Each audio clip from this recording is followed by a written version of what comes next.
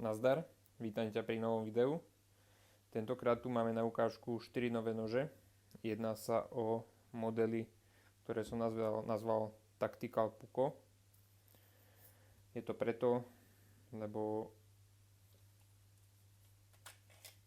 tvarovo majú klasický Puko štýl, alebo ako nazývajú niektorí aj Finka Puko.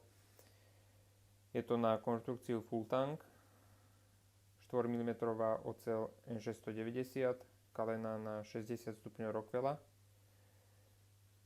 Na rúčke je G10, táto je konkrétne Coyote, Tan a čierna. Druhý máme zelená, čierna a Tan. Tretia je Tan, vlastne piesková farba. A štvrtý máme čistú čierno-zelenú.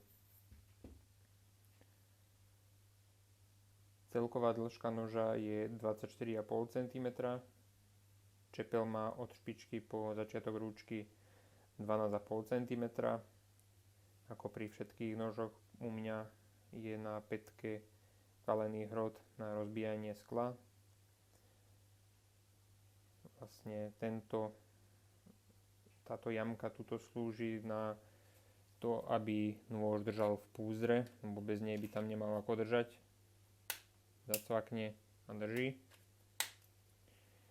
Púzdro vyrobené z Kidexu s klipom nastaviteľný, ktorý sa dá nastaviť aj na veľkosť opasku. Vlastne tieto dve výbežky sa vyberú a je to na veľký taktický opasok, alebo sa dajú a máte to na menší kožený opasok.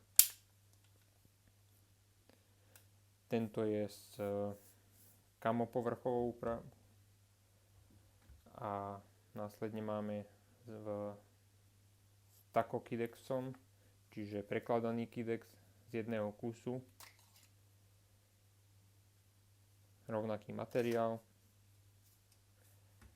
Tretí je iný, ten je s koženým púzdrom na voľný záves, ale čepel a nôž je rovnaký materiál, čiže N690 G10. A tretí tu máme klasické púzdro z dvoch častí, klip, zeleno-čierna.